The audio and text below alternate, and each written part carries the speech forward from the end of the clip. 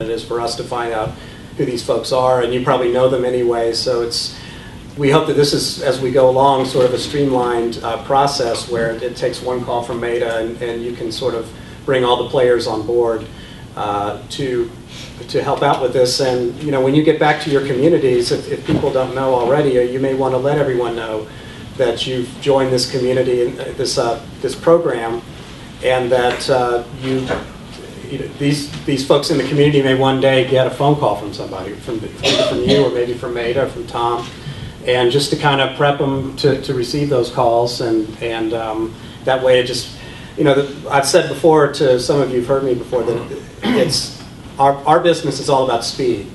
We need things fast, especially on my end. When people say they want pictures, they wanted them yesterday. So every step along the way, the faster we can kind of get questions answered and have communication flow, the better it is for all of us. So I want to get to Tom real quick. And again, I'm going to ask a similar question to Tom. If he could explain to us what a producer does, or production manager, if you could kind of give us a definition of these terms. Okay, should I move around so y'all can see? Y'all want us to move around again? Or no? Chairs? I can't see him. That's all right. You can stay right here. Sorry about the big pillar here. Slow down, Tom. I've got it too. I'll fix this right now. Hey, I'm Tom Luse. I grew up here. I started off doing what Maida did as a location manager. I made the mistake of moving up to production manager, and eventually Peter's principle prevailed and I became a producer. I am the kind of producer that spends money. That is my job. I take other people's money and I spend it. Now, the reason why I get hired is because I spend it well. I have to come in on budget, and the show has to look good and have all those kinds of elements. So that's kind of what I do for a living. And what I do for a living also changes from show to show. Some shows, last show I did was mostly studio driven. We had very few locations, and we shot mostly in a giant warehouse. Some shows are completely on location, and in fact that's my specialty, shooting entirely on location. So, and I've had the good fortune that I've shot in a lot of the communities near or in your communities because I came up, like I said, here in Georgia. It's an economic decision for us to come to your county. It is also a creative decision, and I'm that man in the middle that has to balance the creative with the money. So that's kind of how it works. You all seen a movie company before? They vary in size wildly, but basically you're talking about a circus with the elephants coming to your town. We have big trucks. Everything's on trucks. We have big trailers, which we keep all of our dressing rooms and that sort of thing in, and all of our wardrobes and props and set dressing and construction and everything else. It all comes rolling in, and there's quite a few movies that, like Maida has said, she's worked on pieces of movies that shoot all over the country, all over the world, or maybe all over Georgia. I did a movie years ago called Paris Trout. In Paris Trout, we shot in Crawfordville, Georgia. We shot in McDonough, Georgia. We shot in Noonan, Georgia. We shot, you name it, we shot there. I've done, and Remember the Titans is a very similar movie. We shot probably in 15 counties. I've done movies based solely on one or two locations, like Dance with the White Dog down in Americas. We thought we found a great location here, but then we found a scarily eerie, which matched the book of Terry Cade perfectly down in Americas, Georgia, and shot down there. When we go out to your community, if it's a rural community, we have to find a place for our circus. And we have to have rooms for people to sleep at night. We need to have access to restaurants and things, that sort of thing. Because we have to have good technicians. Now, there are a lot of great technicians in Georgia, and there's some in Savannah, but the preponderance live between Macon and northern Atlanta, and east to Covington, and west out to Douglasville. That's where the majority of the crew lives. And the zone that Maida was talking about was basically for feature films. Your zone is usually 30 miles from the courthouse, basically, and that's a union restriction. Beyond that, you have to either pay people to travel or put them up. But if you're shooting a rural show, for example, it may be cheaper to move everybody out and put them all up than it is to try to make something work that doesn't work. So you've got to make that. That's a decision that we all have to make.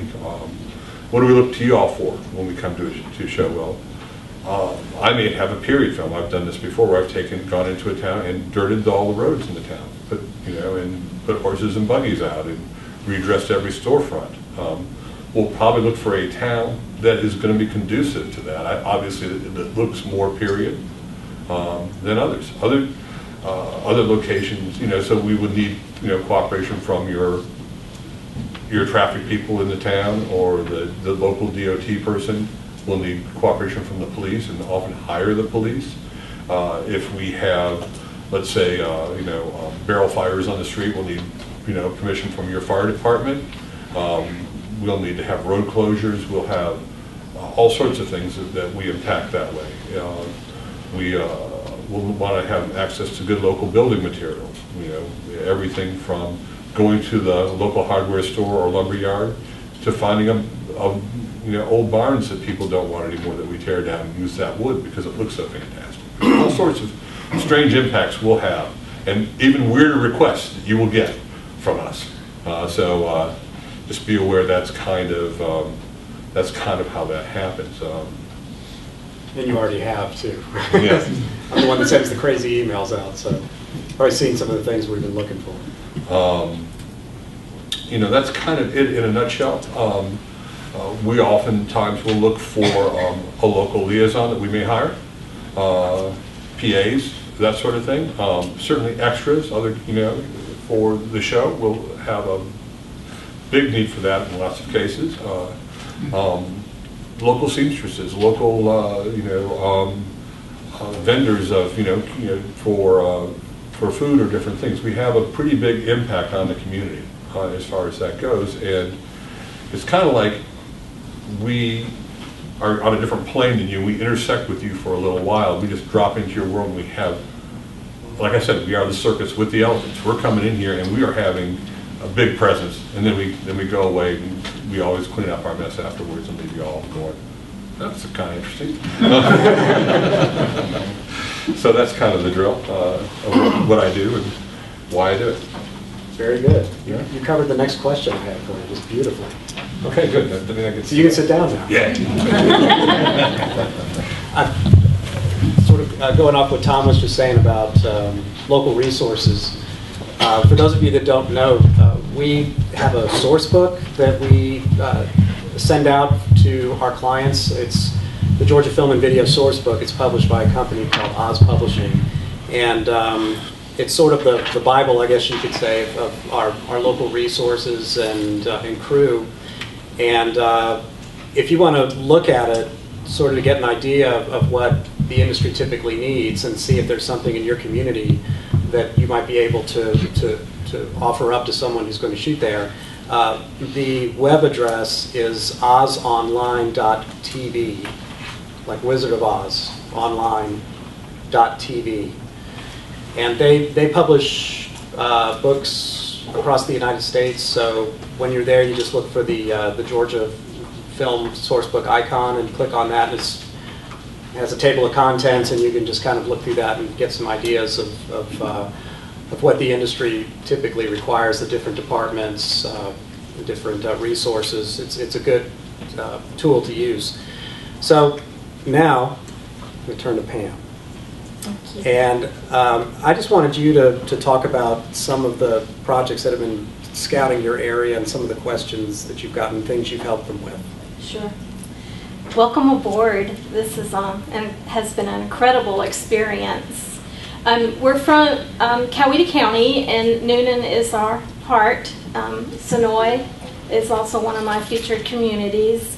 But we started getting films in 1998 and had over 30 productions. And as part of the Convention and Visitor Bureau, I quite often would read about them in the paper. And I felt like there was a little disconnect there. So I sat in on a workshop at the Governor's Conference and listened to Craig speak. I wanted to know more, and I was so excited to hear about the Camera Ready program, meaning they too saw that disconnect and saw that there needed to be a liaison in the community. Meet E.F. Hutton for me. When Craig calls, he is the only one that can go straight to my cell phone, and I will answer no matter what, because I know he's on a timeline. And literally, when he calls, I answer. And not only that, I've put in place my administration team. Trey Baggerly is here with me today. Not only are you're already your information resource, being part of your Convention and Visitor Bureau, your Chamber of Commerce. We're the face of the community, but now we're also that liaison, and you need your administration on board so they also can let the community know what's going on, or your city council or your county commission. So that's all part of that circle that comes forth. Speaking of circle, we in Coweta County see this as a full circle benefit for us, because we have, we'll hear from Craig with the locations, and he'll say, we get emails like, we're looking for a farmhouse in a rural setting, has to have barns. I've been out at 7 in the morning with my camera taking photos on the way to work, because the first thing that you need to do is get your camera and your photos ready. We need a side street. I mean, you're like, oh my goodness. And you know what? It just almost makes it a challenge to come up. And one time he said we need a large home that will look like it's a dorm, like an antebellum type home. And I just emailed it back, I got this, because we're known as the City of Homes, and I had that database. And so we spent a little